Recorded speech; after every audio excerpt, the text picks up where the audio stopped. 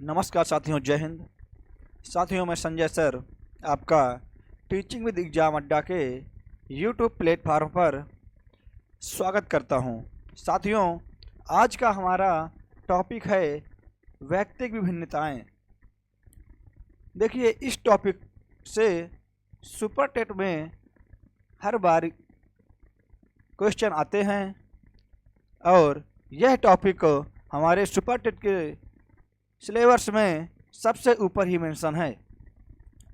आज हम व्यक्तिगत विभिन्नताओं को देखेंगे और इसके बारे में जानकारियां हासिल करेंगे। आइए हम लोग प्रारंभ करते हैं आज का चैप्टर व्यक्तिगत विभिन्नताएं। देखिए, व्यक्तिगत विभिन्नताएं यानी इंडिविजुअल डिफरेंसेस क्या होती हैं कि विभिन्न व्यक्तियों के बीच मानसिक, शारीरिक और व्यवहारिक विशेषताएं पाई जाती हैं। देखिए, प्रत्येक व्यक्ति की विभिन्नताएं अलग अलग होती हैं। किसी की बुद्धिलब्धि अच्छी होती है, किसी की बुद्धिलब्धि खराब होती है। किसी की शारीरिक क्षमता अच्छी होती है तो कोई अपनी शारीरिक क्षमता से कमज़ोर होता है। कोई व्यक्ति अपने व्यवहारों को सही दिशा में प्रस्तुत करता है तो कोई व्यक्ति अपने व्यवहारों को गलत दिशा में प्रस्तुत करता है। साथियों, व्यक्तिगत विभिन्नता के हमारे जनक हैं फ्रांसिस गाल्टन। फ्रांसिस गाल्टन जी को सुजनन शास्त्र का पिता भी कहा जाता है। सुजनन शास्त्र यानी जनन कैसा हो, बालक को सही बुद्धि, सही शारीरिक विकास और सही मानसिक विकास प्राप्त करने के लिए उसका जनन कैसा हो, इस शास्त्र के जनक हमारे फ्रांसिस गाल्टन जी हैं। और देखिए, इनके समर्थक जेम्स ड्रेवर, टायलर और स्किनर जी हैं। जब हम लोग आगे पढ़ेंगे तो देखेंगे कि स्किनर जी ने कबूतर पर एक रिसर्च किया था और अपना एक सिद्धांत क्रिया प्रसूत का सिद्धांत प्रस्तुत किया था। और टायलर, जब हम लोग कभी देखेंगे पाठ्यक्रम का विकास कैसे हुआ, तो पाठ्यक्रम के विकास में टायलर जी का सिद्धांत आता है। फ्रांसिस गाल्टन की पुस्तक है हेरिडिटी जीनियस, जो इन्होंने 1869 में दिया था। देखिए, आनुवंशिकी और बुद्धिमत्ता के बीच संबंधों का अध्ययन किया था और इसको इस पुस्तक में प्रस्तुत किया था। यह बुद्धि का पहला अध्ययन कब किया गया? इन्होंने ही किया था। किसमें? इसी पुस्तक में प्रस्तुत किया था। और इससे रिजल्ट क्या निकला था कि दो लोगों की बुद्धि समान नहीं होती है, चाहे वह जुड़वा ही क्यों ना हो। देखिए, अगर आपके पास पड़ोस या गांव में अगर कोई दो भाई या बहन जुड़वा होंगे तो जरूरी नहीं है कि उनकी बुद्धि सेम ही हो, कुछ ना कुछ वेरिएशन तो रहेगा ही ना। किसी की बुद्धिलब्धि ज़्यादा होगी, किसी की बुद्धिलब्धि खराब होगी ना। किसी का शारीरिक विकास अधिक अच्छा होगा, किसी का शारीरिक विकास कम अच्छा होगा। देखिए, इसकी परिभाषाएं क्या हैं कि गार्डनर महोदय जी थे एक हमारे, इन्होंने इसकी परिभाषा दी कि व्यक्तिगत विभिन्नता में संपूर्ण व्यक्तित्व का कोई भी ऐसा पहलू शामिल हो सकता है जिसका मापन संभव हो। यानी हमारे संपूर्ण व्यक्तित्व का कोई भी ऐसा पहलू शामिल हो सकता है जिसमें उसका मापन किया जा सके। ये हमारी बुद्धिलब्धि भी हो सकती है, ये हमारा अचीवमेंट टेस्ट भी हो सकता है ना। व्यक्तिगत विभिन्नता से तात्पर्य व्यक्तियों के बीच व्यवहारिक भिन्नता से है। यह हमारे बीएफ स्किनर जी ने दिया कि व्यक्तिगत भिन्नता से तात्पर्य क्या है कि व्यक्तियों के बीच व्यवहारिक भिन्नता से है, यानी उनके व्यवहारों में कैसी भिन्नता है, वह अपने व्यवहार किस तरह के परिस्थिति में कैसा प्रदर्शित करते हैं। देखिए, मैं बाईलिंगुअल क्लास लेकर आता हूँ, लेकिन ज़्यादातर लड़के या छात्र हिंदी मीडियम के होने के कारण मैं इसको हिंदी मीडियम में ही प्रस्तुत करता हूँ। लेकिन मैं इंग्लिश मीडियम वालों के लिए भी इन्हीं परिभाषाओं को सेम इंग्लिश में लेकर आता हूँ, वो आप अपनी ज़रूरत के अनुसार समझ सकते हैं। देखिए, एक व्यक्ति अपने समूह के औसत शारीरिक मानसिक गुणों से जो विभिन्नता रखता है उसे क्या वैयक्तिक भिन्नता कहते हैं।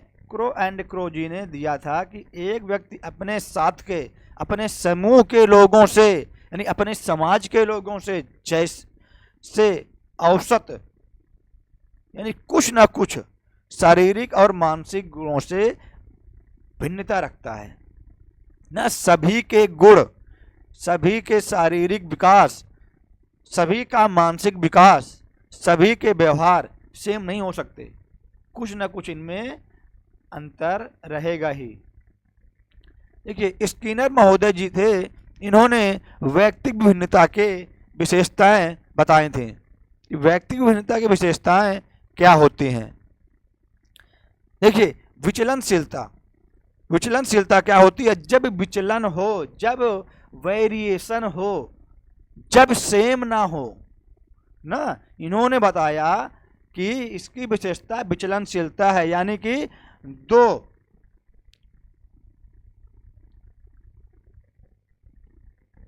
व्यक्तियों या दो समूहों में क्या, एक मिनट रुकिएगा,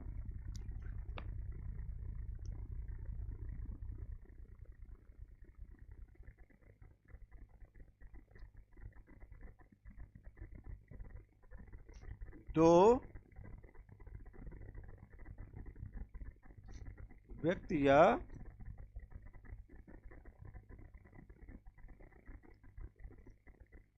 समूहों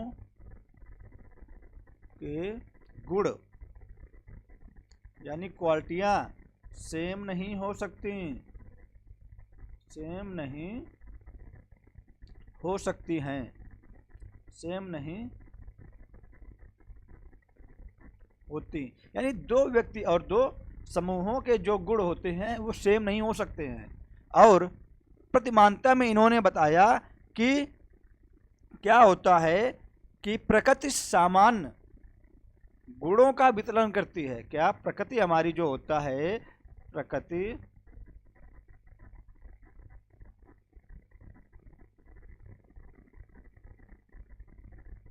सामान्य गुणों का वितरण करती है। यानी प्रकृति कुछ न कुछ दो गुण क्या समान ही वितरित करती है। और इन्होंने बताया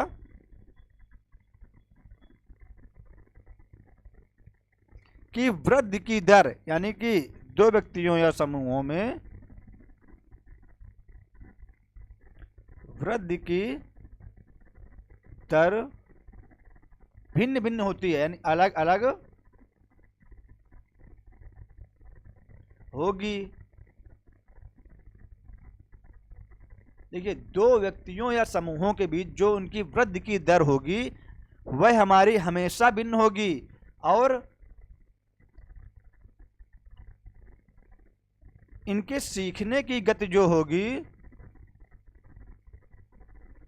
सीखने की गति क्या होगी, अलग अलग होगी।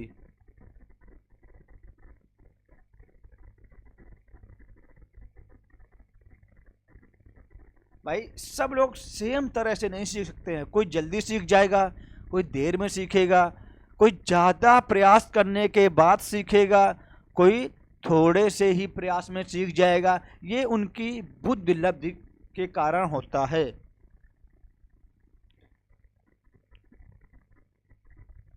देखिए, व्यक्ति भिन्नता में हमारे क्या वंशानुक्रम और वातावरण का असर पड़ता है? इसका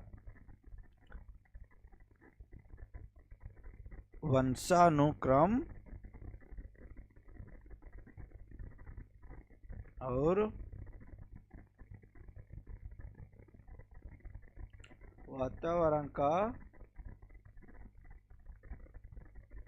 असर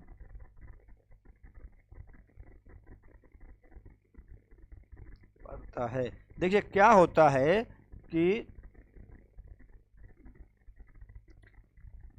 जिसको जैसा वंशानुक्रम से गुण मिले होंगे, देखिए वंशानुक्रम में कुछ ना कुछ गुण तो अपने जीन में ही आते हैं, और जिसको जैसा वातावरण मिलेगा उसकी वैसी ही विभिन्नताएं होगी। अगर किसी को पॉजिटिव वातावरण मिल रहा है तो उसकी पॉजिटिव विशेषताएं होगी, वह कुछ अच्छा ही करेगा। अगर किसी को निगेटिव वातावरण मिल रहा है तो उसकी वैसी ही विभिन्नता होगी। देखिए व्यक्ति विभिन्नता के प्रकार क्या होते हैं? टाइप्स ऑफ इंडिविजुअल डिफरेंसेस क्या होता है कि शारीरिक विभिन्नता। देखिए सबसे पहले आप समझ लो कि इसको गाल्टन जी ने बताया था। इन्होंने 4 प्रकार की विभिन्नताएं दी थी। क्या? शारीरिक विभिन्नता यानी फिजिकल डिफरेंस। देखिए ये क्या होता है, अब समझ लीजिएगा कि प्रत्येक व्यक्ति, जो हमारे व्यक्ति होते हैं उनमें कुछ ना कुछ शरीर से भिन्नता तो होती ही है। जैसे हमारे रंग, रूप, रंग, यानी कि सभी का रंग रूप एक तरह नहीं होता है। कोई गोरा होगा तो कोई सांवला होगा, किसी का फेस कट लंबा होगा तो कोई किसी का गोल होगा ना, कद काठी, यानी कोई ज्यादा लंबा होगा तो कोई नाटा होगा। इनमें अंतर पाए जाते हैं, इनमें अंतर पाए जाते हैं, में अंतर होना। देखिए मानसिक विभिन्नता क्या होती है, यानी कि मेंटल डिफरेंस क्या होता है कि इसमें देखिए प्रत्येक व्यक्ति के, क्या आप बताइए प्रत्येक व्यक्ति की बुद्धि सेम होगी? भाई किसी का आईक्यू लेवल अच्छा होगा तो किसी का खराब होगा। बुद्धि, तर्क, सबकी सोचने की शक्ति एक तरह की नहीं होती है, और समस्या समाधान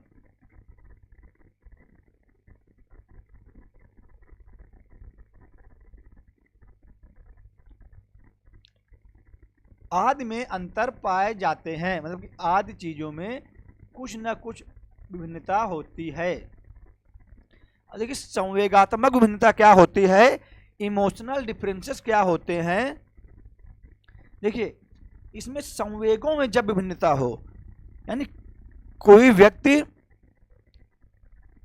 जल्दी क्रोधित हो जाता है ना, जैसे क्रोध, ईर्ष्या,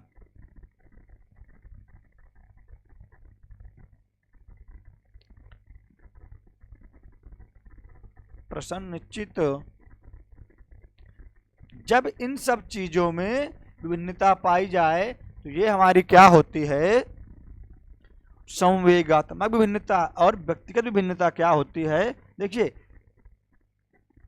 प्रत्येक व्यक्ति में या समूह में कुछ न कुछ तो अंतर होते ही हैं। जैसे कोई व्यक्ति है, व्यक्तिगत विभिन्नता से आशय है जैसे कोई व्यक्ति है वह शर्मीला है, वो सबके सामने आने में बहुत हिचकिचाहट करता है ना। जैसे कोई व्यक्ति शर्मीला है, शर्मीला तो कोई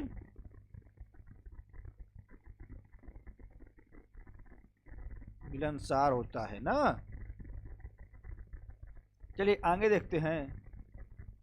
व्यक्तिगत भिन्नता मापने की विधियां। देखिए इनकी विधियां क्या होती हैं कि व्यक्तिगत भिन्नता आइए देखिएगा, सबसे पहली विधि होगी कि एक नंबर लगे हाथ नोट करिएगा, बुद्धि परीक्षण।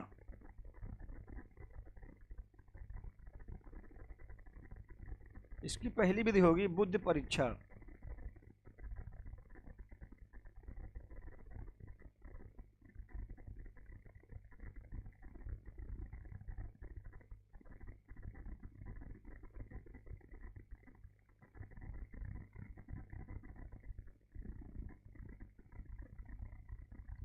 Intelligence test.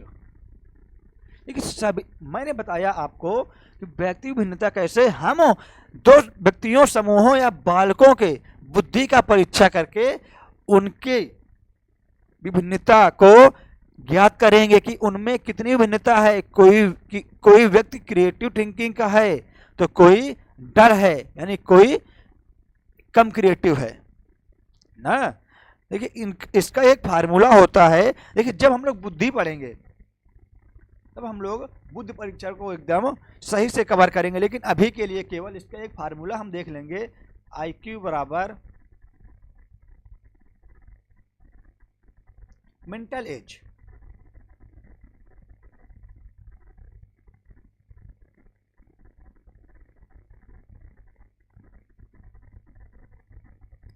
बटे इसको हम बोलते हैं रियल एज या क्रोनोलॉजिकल एज, ठीक है। MA/CA into 100।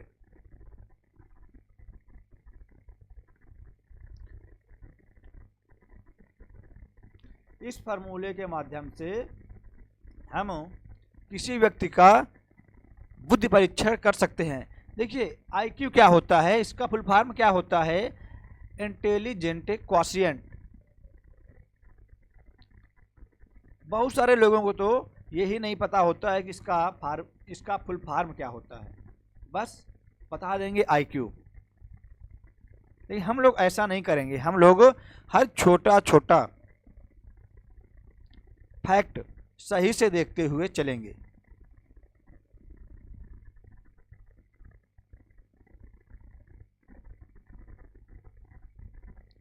नंबर 2 देखते हैं, उपलब्धि परीक्षण।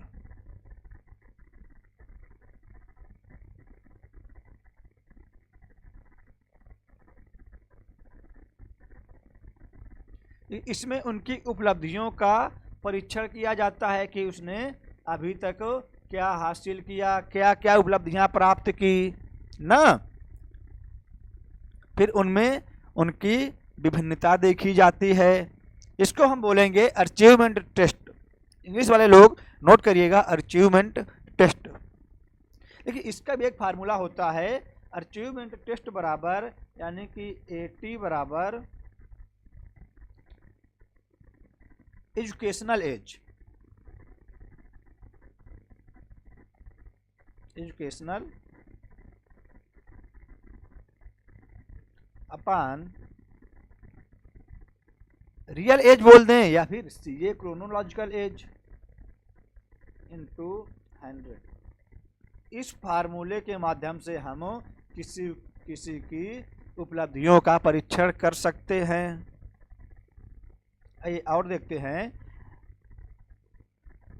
नंबर 3 में देखते हैं रुचि परीक्षण।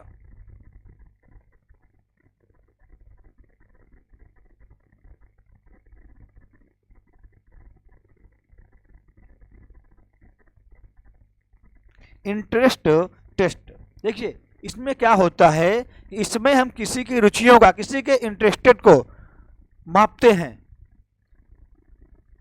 कि कोई व्यक्ति किसी विषय वस्तु किसी पाठ्यक्रम को लेकर कितने इंटरेस्ट रख रहा है। जैसे कि आपको सुपर टेट का एग्जाम देना है तो आपको उसके प्रति कितनी रुचि है, उसका सिलेबस कवर करने के प्रति कितनी रुचि है। जब आपको रुचि होगी तभी आप उसके बारे में सही से जानकारी हासिल करेंगे ना। देखते हैं नंबर 4, संवेगात्मक।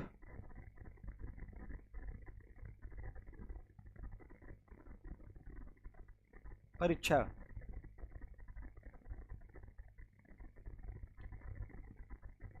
इमोशनल टेस्ट, जब हम किसी के या किसी समूह के संवेगों का चेक करें ना, संवेगों के बारे में अध्ययन करें कि उनमें कौन सा समूह ज़्यादा क्रोधित होता है, कौन सा कम क्रोधित होता है, कौन सा अपने विचारों पर कंट्रोल रखता है, कौन सा अपने विचार फट से उगल देता है ना। इसमें हम क्या करते हैं, संवेगों का परीक्षण करते हैं।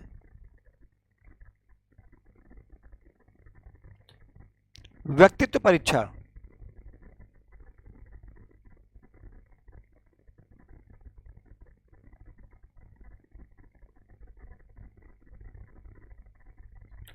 Personality test. देखिए, जब हम आगे चल के पढ़ेंगे तो हम पर्सनालिटी टेस्ट हमारे सिलेबस में पूरा का पूरा कवर करना है। इसमें हम व्यक्तियों के व्यक्तित्व का परीक्षण करते हैं। देखिए, जैसे हमारे सुभाष चंद्र बोस जी का व्यक्तित्व कुछ दूसरा था ना, गांधी जी के व्यक्तित्व दूसरा था, भगत सिंह जी का व्यक्तित्व दूसरा था। जब हम उन व्यक्तियों या समूहों के व्यक्तित्व के बारे में जानकारी हासिल करें तो इसको हम कहेंगे व्यक्तित्व परीक्षा। अब क्षमता परीक्षण,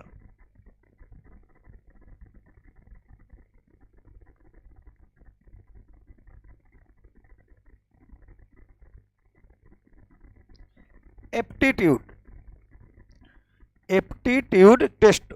देखिए, जो हमारी सीटेट की परीक्षा होती है, जो हमारी टेट की परीक्षा होती है, यह परीक्षा हमारे अभिक्षमता परीक्षण की परीक्षा ही है। इसके माध्यम से चेक किया जाता है कि क्या हम शिक्षक बनने के योग्य हैं,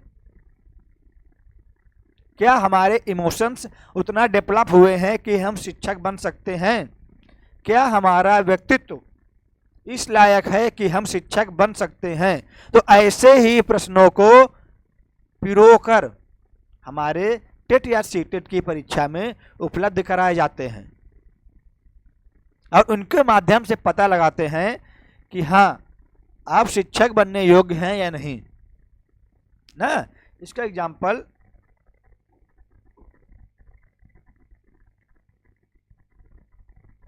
टेट सीटेट की परीक्षा ले लो।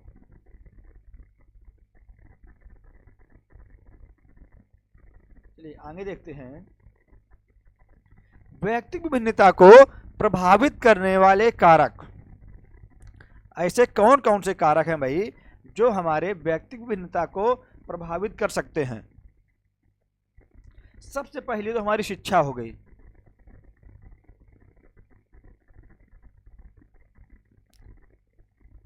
शिक्षा हमें क्या करती है, विभिन्नताएं प्रदान करती है। देखिए, मेरी शिक्षा कुछ और है, आपकी शिक्षा कुछ और होगी ना, या फिर जो छोटा बच्चा होता है उसकी शिक्षा कुछ और होती है। तो यही क्या होता है, हमारी विभिन्नताओं को प्रदर्शित करता है। व्यवसाय,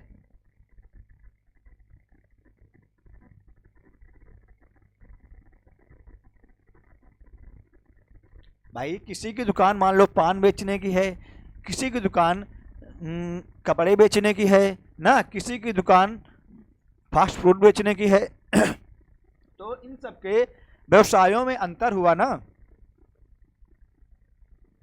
जैसे भाषा, हमारी भाषा भी हमें प्रभावित करती है। जैसे मेरी भाषा हिंदी है, किसी की इंग्लिश है, किसी की भोजपुरी है, किसी की उड़िया है, किसी की बंगाली है। तो ये भाषा इन सब में विभिन्नताएं लाती है ना। धर्म, धर्म भी हमें क्या करता है कि विभिन्नताएं प्रदान करता है। जैसे कोई मुस्लिम है, कोई हिंदू है, कोई सिख, कोई ईसाई, तो इन सभी के अलग अलग रीति रिवाज होते हैं। जैसे लिंग,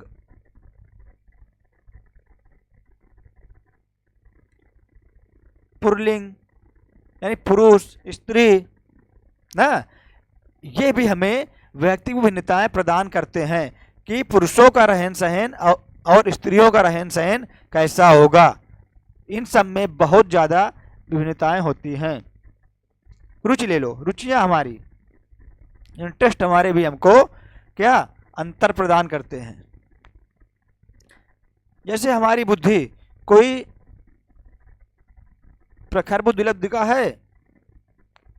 आइए पहले आयु समझ लो। जैसे आयु ना, कोई छोटा है कोई बड़ा है। 5 वर्ष के बालक और 15 वर्ष के बालक की क्या सोच समझ में अंतर होगा, होगा बुद्धि। कोई प्रखर बुद्धि उपलब्धि का है, कोई निम्न बुद्धि उपलब्धि का है, कोई क्रिएटिव है तो कोई डल है ना। जैसे तर्क शक्ति, लॉजिकल थिंकिंग, तर्क शक्ति।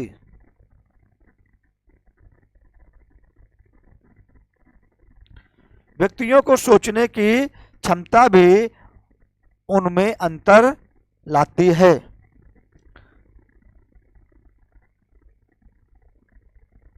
जैसे हमारा वातावरण, जिसको जैसा वातावरण मिलेगा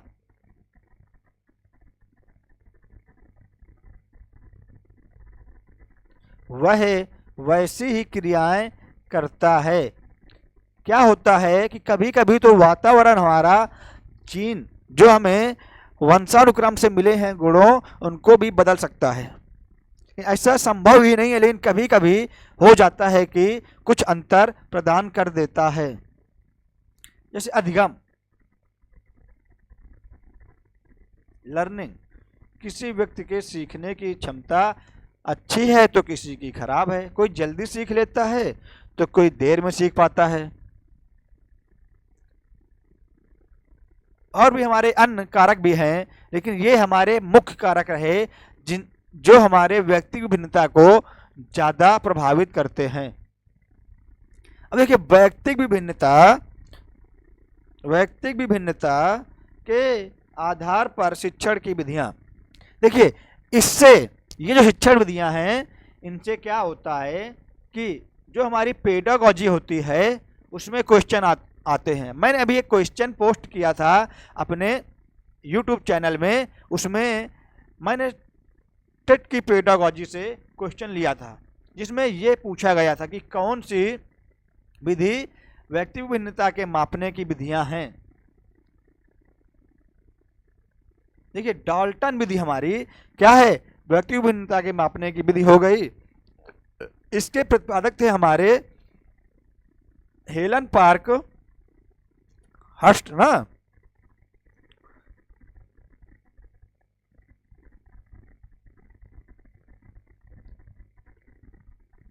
ये देखिएगा, कोई अच्छा सा पेन ले लें, फिर आगे बढ़ते हैं, ये ठीक रहेगा। देखिए, इसमें क्या होता है कि इसमें नो टाइम टेबल, इसमें टाइम टेबल कोई नहीं होता है, नो टाइम टेबल। ओके, बच्चा स्वतंत्र हो। आपने पढ़ा होगा प्रकृतिवाद। प्रकृतिवाद में क्या बोलते हैं, बच्चा स्वतंत्र रहना चाहिए ना। क्या, बच्चा स्वतंत्र हो, स्वतंत्र ना, स्वतंत्र हो, बच्चा आप लिख लीजिएगा आगे। और हर सब्जेक्ट की प्रयोगशाला, ये क्या बोलते हैं कि हर सब्जेक्ट की, हर विषय की प्रयोगशाला होनी चाहिए।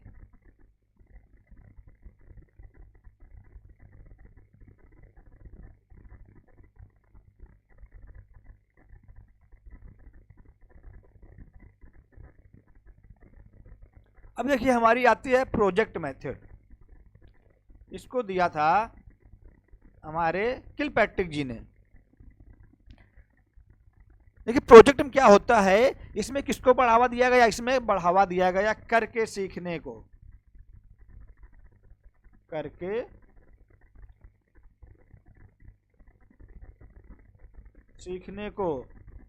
देखिए, हमारी एनईपी और एनसीएफ भी करके सीखने को ही बढ़ावा देते हैं। और इसमें क्या बोला गया कि आप क्या करें कि बच्चों को परिस्थितियां दें ताकि बच्चा प्रोजेक्ट बनाकर उनका समाधान क्या ढूंढें। क्या होगा बच्चे के लिए, क्या होगा, परिस्थितियों को पैदा करना,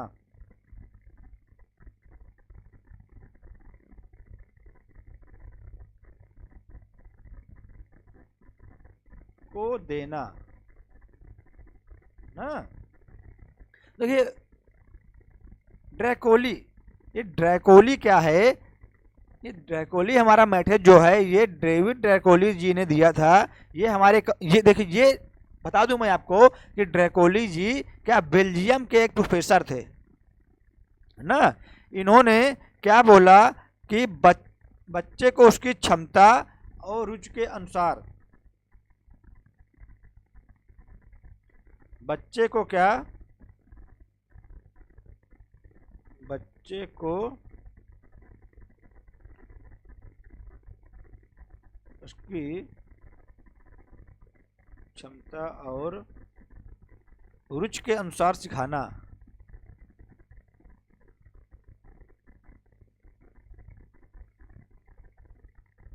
अनुसार सिखाना चाहिए ताकि बच्चा अपने इंटरेस्ट में सीखे और उसको आगे बढ़ा सके ना।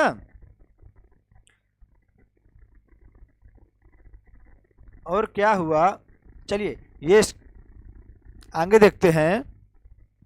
एक किंडरगार्टन विधि,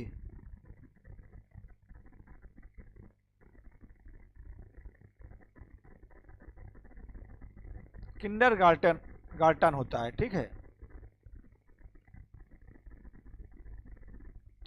इसमें क्या होता है, यह हमारी एक ऐसी विधि है। देखिए फ्रोबेल जी ने, मैं आपको बताया था कि इन्होंने ECCE भी दिया था ना, ECCE भी दिया था। और यह बाल केंद्रित होता है भाई, बाल केंद्रित,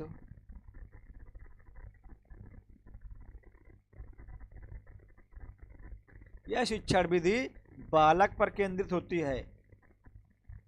बालक की आवश्यकताओं को, बालक की जरूरतों को सर्वोपरि रखते हुए उसको सिखाना और बच्चे को खेल खेल में सिखाना, खेल खेल में सिखाना, बच्चों के ऊपर लोड नहीं डालना है ना।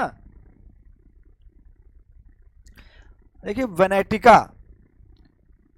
ये कार्लटन वासवर्न जी ने दिया था। इसमें क्या होता है कि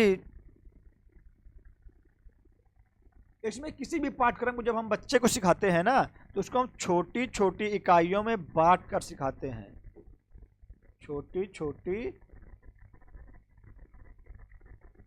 इकाइयों में बांटना, बांट कर सिखाना।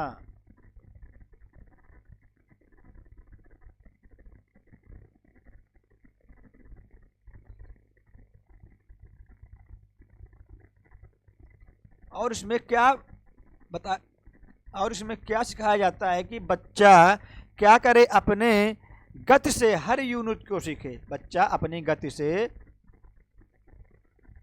अपनी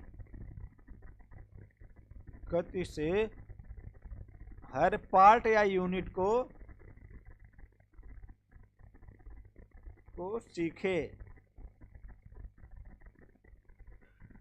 और क्या करे, स्वयं ही इसकी परीक्षा ले, स्वयं इसका टेस्ट करे।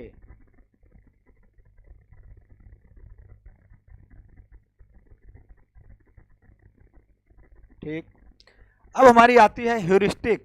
ये भाई ह्यूरिस्टिक होगा, ओके। या खोज विधि, ये आर्मस्ट्रांग ने दिया था। इन्होंने बताया था कि बच्चा क्या करे, बच्चा स्वयं ही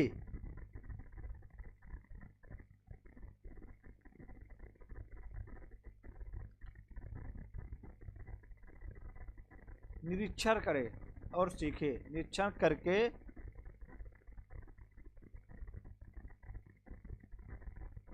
देखिए इन्होंने क्या बोला कि अगर हमको बच्चे को कुछ सिखाना है, ठीक है, जैसे मान लो कि हमको उसको सिखाना है ताजमहल के बारे में, तो बच्चों को ताजमहल आप लेकर जाइए ना, ताकि बच्चा वहां जाकर उसके बारे में खोज कर सके, उसका निरीक्षण कर सके और उनका निरीक्षण करके सीखे।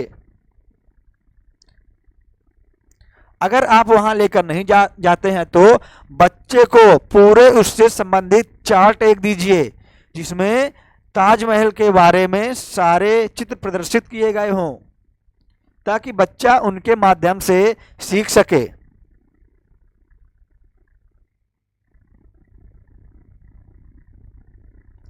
अब हमारी मारिया मॉन्टेसरी जी की विधि आती है, मॉन्टेसरी विधि। देखिए यह विधि हमारी, सबसे पहले आप लोग समझिएगा कि यह विधि हमारी साइकोलॉजिकल विधि है।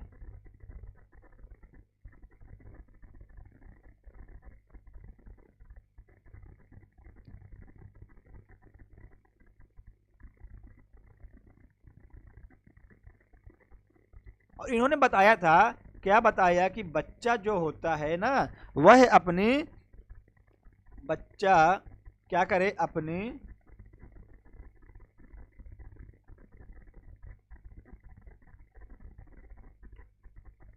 इंद्रियों व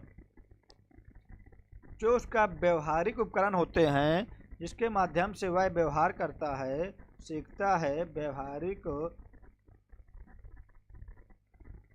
उपकरणों का प्रयोग करके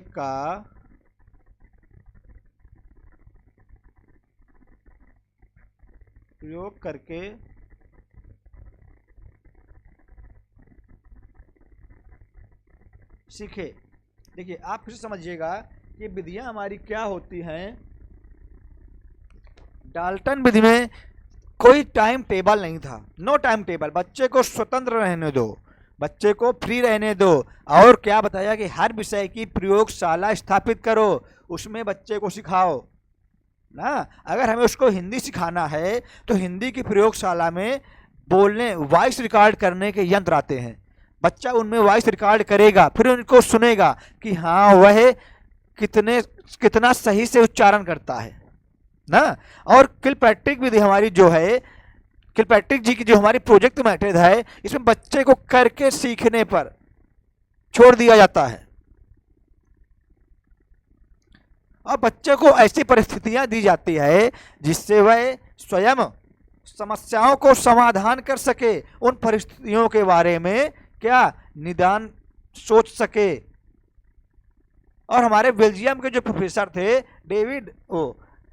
ओविड ड्रैंकोली जी, इन्होंने अपना ड्रैंकोली मेथड दिया। इसमें क्या बताया कि बच्चे को उसकी क्षमताओं और रुचि के अनुसार सिखाना। अगर बच्चे की रुचि है कि उसको मैथ सब्जेक्ट ज़्यादा सीखना है तो उसको वैसे ही सिखाना, ये नहीं है कि उसको सब सब्जेक्ट थोप दो कि नहीं तुम्हें हिंदी भी सीखनी पड़ेगी ना। किंडरगार्टन जो हमारे फ्रोबेल महोदय ने दिया था, इसमें बाल केंद्रित होती है, इसमें बालक को सर्वोपरि रखते हैं। देखिए हमारी पेडागॉजी भी यही कहती है कि हम बाल केंद्रित शिक्षा विधियां ही अपनाएं। देखिए फ्रोबेल महोदय, मैंने आपको शुरू में बताया था कि इन्होंने ECCE का कॉन्सेप्ट दिया था,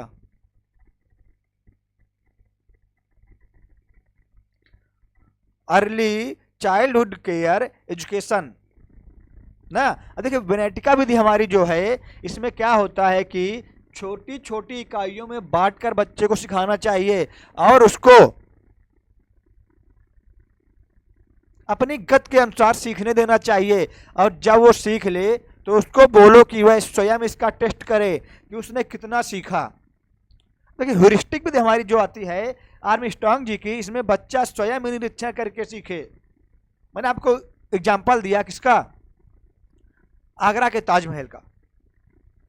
अब हमारी मारिया मॉन्टेसरी की जो आती है मॉन्टेसरी विधि, ये हमारी क्या है, साइकोलॉजिकल मेथड है। इसमें क्या, बच्चा अपनी इंद्रियों व व्यवहारिक उपकरणों का प्रयोग करके सीखे।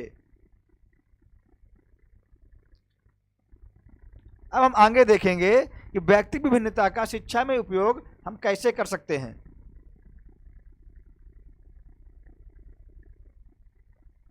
एक कक्षा में बच्चों की संख्या सीमित हो।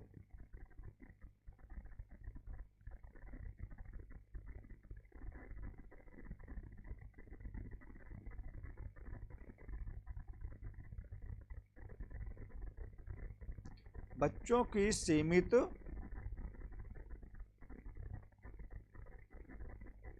देखिए, जब बच्चों की संख्या सीमित होगी तो आप सभी बच्चों की विभिन्नताओं के को पकड़ सकेंगे ना।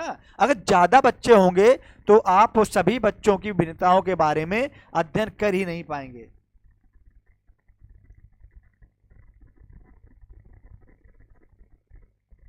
गृह कार्य देखिए, गृह कार्य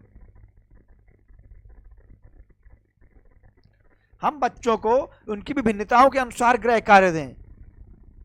कोई बच्चा अगर प्रखर है, तीव्र क्रिएटिव थिंकिंग का है, तो उसको वैसा ही गृह कार्य दें कि वह अपने गृह कार्य में ही अपना ज्यादातर टाइम इन्वेस्ट करे।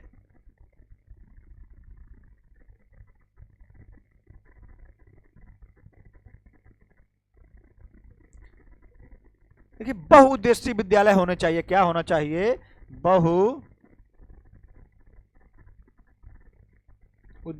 विद्यालय।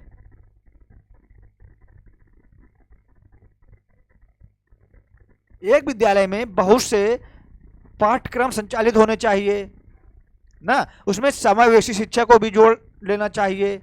यह नहीं है कि केवल अगर विद्यालय साइंस का है तो उसमें साइंस ही पढ़ाई जाए। देखिए, ऐसे में बच्चों का वातावरण केवल एक ही सब्जेक्ट से जुड़ा रहता है।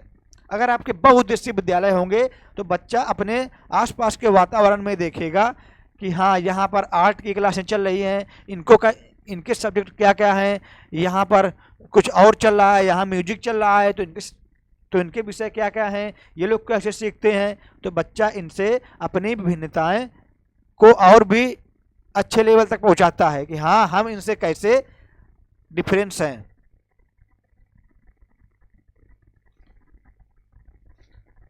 अब हम देखिए, और क्या होता है कि पाठ्यक्रम में विविधता होनी चाहिए। भाई, पाठ्यक्रम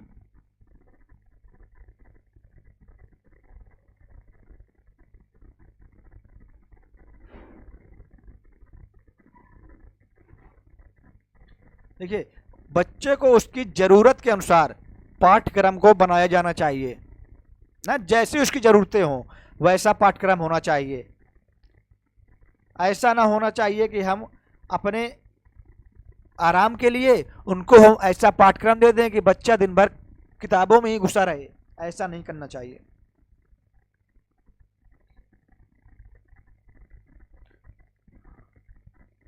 और क्या होना चाहिए? देखिए,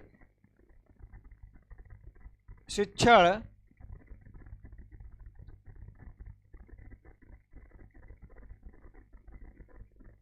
विधियों में भिन्नता होनी चाहिए।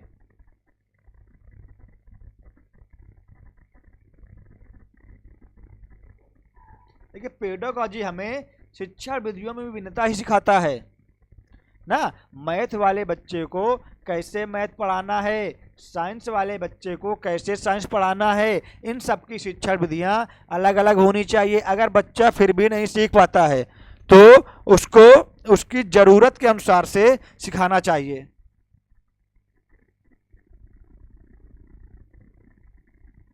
देखिए, सबसे बड़ी बात क्या होती है कि हमको बच्चों का तुलनात्मक अध्ययन नहीं करना है।